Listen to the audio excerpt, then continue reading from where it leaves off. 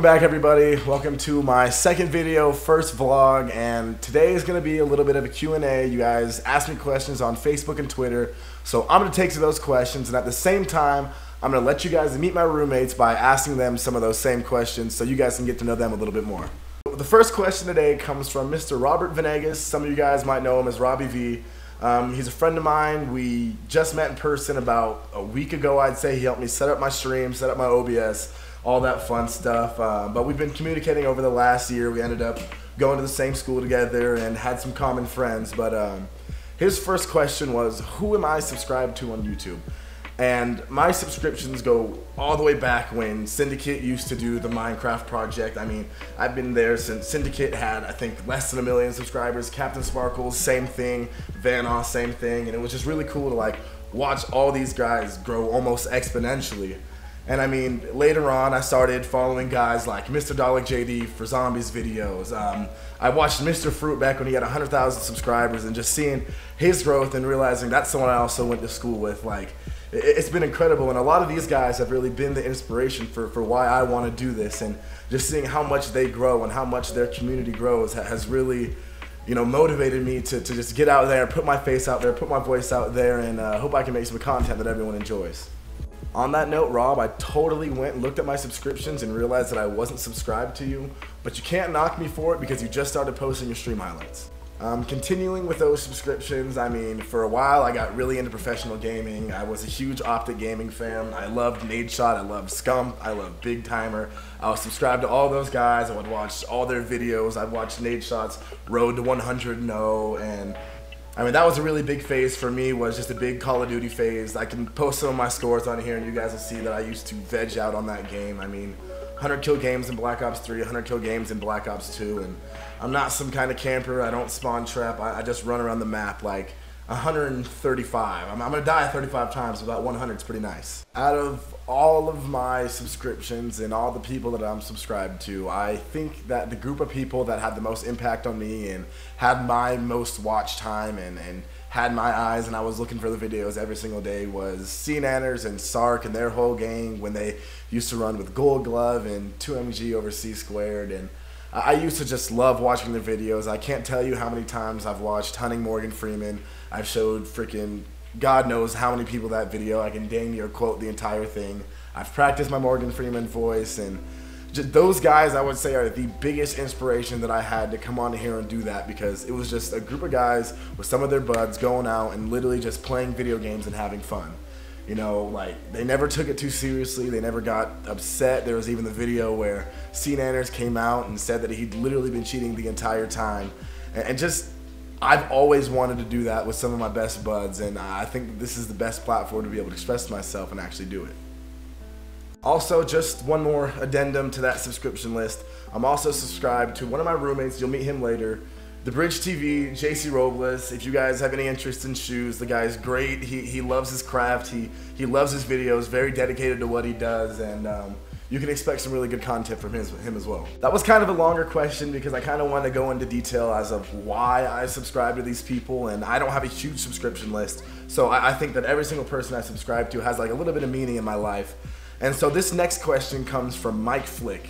And Mike Flick wants to know, what feels better, scoring an untouched touchdown or trucking somebody in the open field? So he wants to know if this is better or if this is better.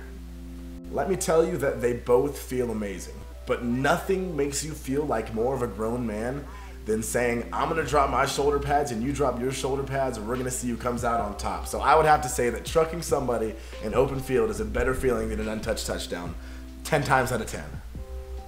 My next question comes from Kapapaj, or it could not be Kapapaj. I'm not sure what that Twitter handle's doing, but he wants to know, how often do I actually train? A lot of college athletes say all I do is train or study. Is it actually that difficult and time consuming, or are they exaggerating?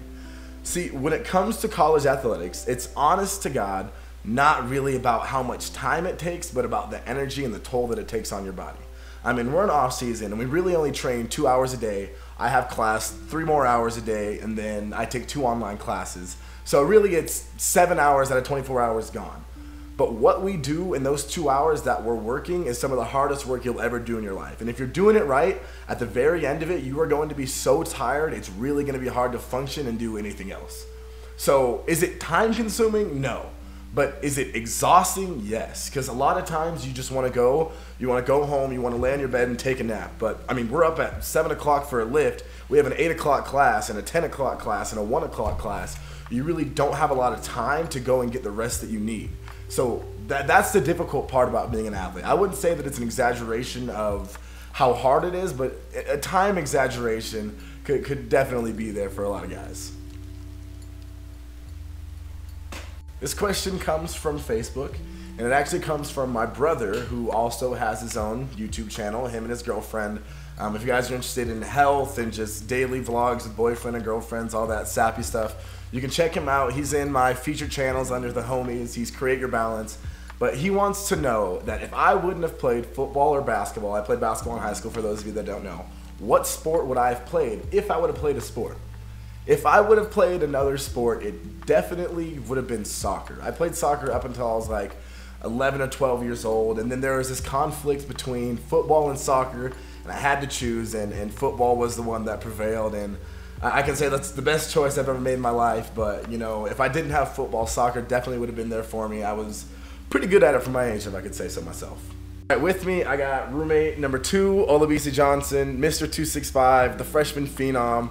We lived together the last 2 years, and BC, I have a question from Logie Bear 23, or Logan Hurley, and he wants to know, what's been your most memorable moment since attending CSU? I would say the undie run. The undie run's a blast. There's a lot of people in undies and a lot of underwear going on, you know, so it was a good time, and then you run, and then... It's for charity.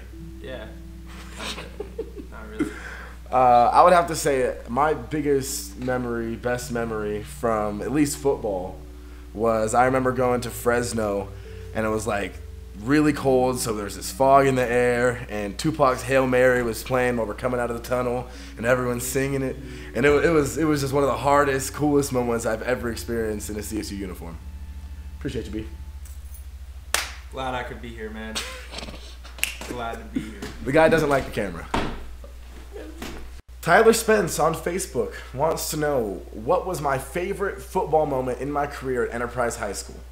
And I would definitely have to say, individually, my favorite moment was my 374-yard game against Chico High School on Aaron Rodgers Field in high school. And it was just one of those things where you just went unconscious, 374 yards, 4 touchdowns. And I come off the sideline, and one of my best friends comes up, and he's like, dude, do you know how many yards you have? And I was like, what, 200, 250? And he's like, add another century and then some. And it kind of just blew my mind away. Ended up setting a school record, and that's just one of those things that I wish I could always tap into, just being in that zone and that I was in that day. And man, that was definitely a fun one. Definitely cool to think about the fact that it was on the field that Aaron Rodgers played on in high school, and I own the record for that field. I own the record for the school, and individually that was probably one of my proudest moments.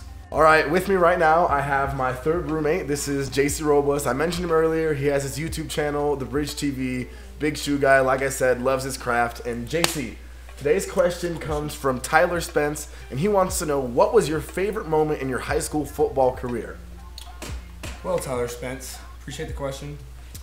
So I would say on the surface, as far as fun goes, my music videos that I did with my senior class when I was a junior, when I was a sophomore, that we did to make fun of the other teams, I guess. You can go look those up, El Diamante Parody. I'll show you guys a clip of them. They're awesome. Yeah, get them from Izzy.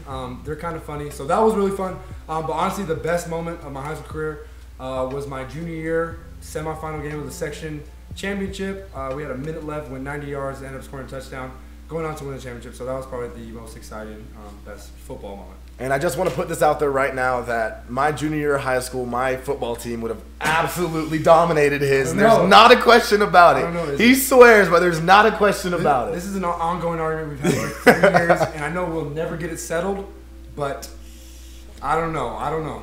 You know what? Max Preps had it right. We were ranked higher in state, and we were state runner-ups. But you know what? I'll just leave it to logistics. JC, thanks, man. Amen. Catch you around. He's going to record a video right now. I'll actually link that in my description so you guys can check it out and see if you guys like what he's putting out there. John, or Jogger0118, wants to know what other offers I had from D1 universities. So my offers actually swept the mountain range. I had CU, I had Wyoming, I had Air Force, I obviously had CSU, and then on the West Coast I had Cal Poly and San Jose State. Piggybacking off that last question is this next question from Tidy Man, or Righty Tidy on Twitter, and he wants to know what made me choose CSU. And the following question is, what do I think of Coach Bobo?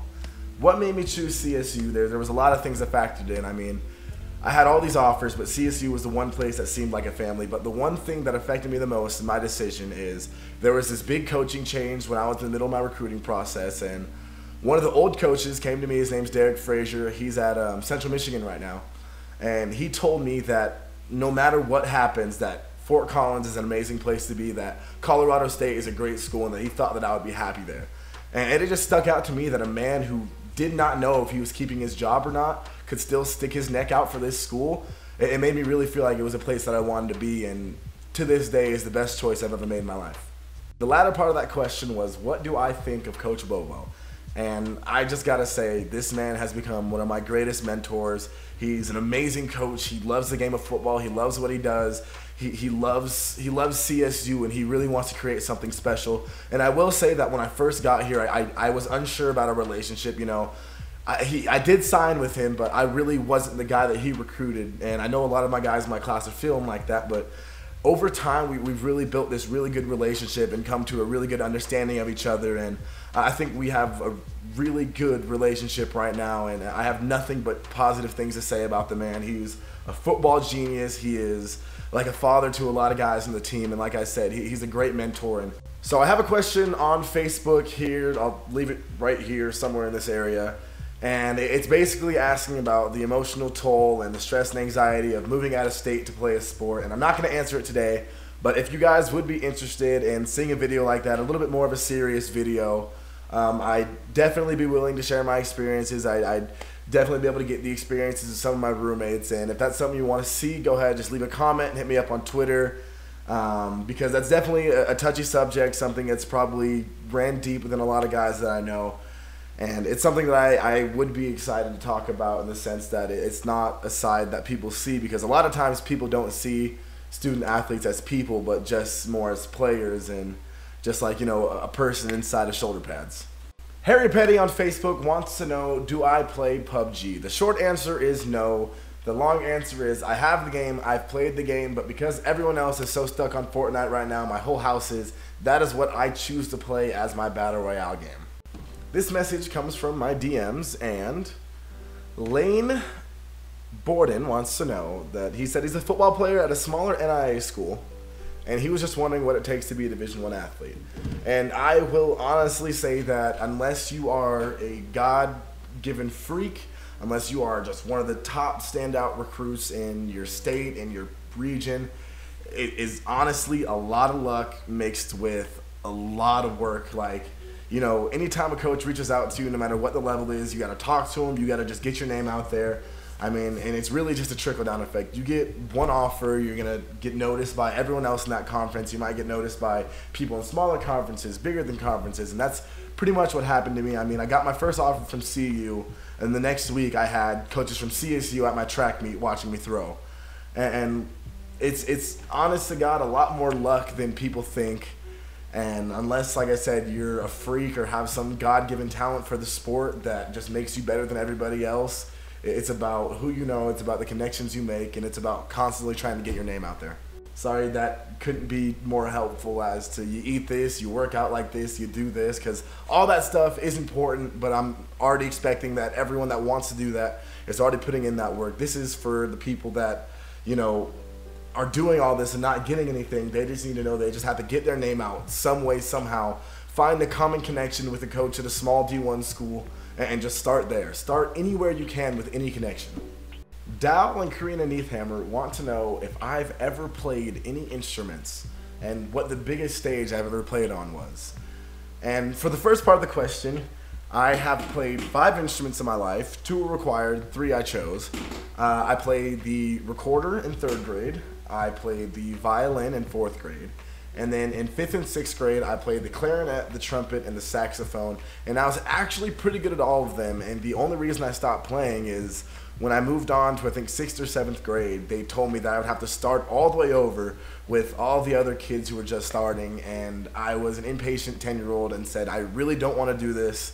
And so I just gave up the instruments and stuck more to video games and sports. Okay, what's up, everybody? This is the last roommate. The dude just woke up. It's damn near noon. I didn't just wake up. The dude just woke up, and it's damn near noon. And Corey Reynolds over here is going to answer a question, not really about him, but just an opinion question. And Jacob Ball, who's actually my uncle, he wants to know, where do you draw the line between video gaming being a hobby and slacking off? So we play a lot of video games, all of us do, and I think the point that where it comes slacking off and not being productive is just basically where it draws the line for me. If you're not doing your homework or getting your job done or doing whatever you need to do and you're just spending all your time in video games, then I think it's a waste of your time. If you can do it as a hobby but still do everything you need to do, then I think there's nothing wrong with it. I mean, you can play as many video games as you want as long as you're productive. Corey, I appreciate you for coming out. Corey said check out his YouTube channel, CJR Fishing Fashion Fun. It doesn't exist, but he says that one day it will. And when it does, you guys know for sure that it'll be on the side in the homies. I might have pointed the wrong way, so let's point both ways. Corey, I appreciate you, man. Okay, the last question of the day comes from Isaac Zarate, and I've touched upon this a little bit here and there, but I'll just give you guys like a solid answer. What led me to have a passion for gaming, and what made me want to pursue being a YouTuber about it? Like I said, the one thing that actually gave me my passion for gaming was playing video games when I was younger, huge Pokemon fan, and watching my brother play games on the Xbox and just, you know, watching how quickly he moved and just always wanted to be able to beat him, be better at him, and it drove me to be a 10 times bigger video game nerd than him. And I'm telling you right now that even to this day, me and my brother can go play some Madden or 2K, and as much time as I spend gaming, I still can't beat him. Needless to say that I don't play those games. Those are not my genre at all. I promise you guys will never see Madden or FIFA or 2K or anything on this channel because I get enough sports in my life. I don't need it in my, YouTube life. So like I said, I don't play sports games. I get a lot of sports in my life, but I'm gonna break that rule one time because I'm issuing a challenge to Robbie V. He talked a lot of game about how much soccer he used to play and how good he was, and so I'm challenging you right now, 1v1, one game of Madden, one game of FIFA, my craft versus your craft. If you want it, come get it. My door's open, you know where I live, and let's have a good one. Well, that's it today, guys. Thank you for watching the video, my second video, first vlog, and a lot of those questions were from people who know me and kind of got the deeper details of how I feel about things and some of the aspects of my life that they really didn't know. And I really appreciate those of you that don't know me that asked me some fun questions about like why I chose CSU and how hard our workload is. And I really appreciate being able to answer those questions that some people really want an insight to. And I hope you guys have an amazing day. I hope you guys tune into the next video. I think I'm going to do a day in the life of a student athlete. A normal one, not like a fake day in the life. I'm going to take it to my classes, let you guys look at some biology, some statistics. No, I'm just kidding. But, just go out and have some fun for the day. You'll get to see the fun environment that we have in our weight room. I mean, it's my senior year. I like to go in there. I like to work hard, and I like to have a good time. And my strength coach will attest to that. So I hope you guys tune in. If not tomorrow, it'll be Saturday or Sunday that I'll get it up because I think I'm going to the mountains this weekend and I'm not really going to be around my computer. But thank you guys for tuning in, and I will catch you guys next time.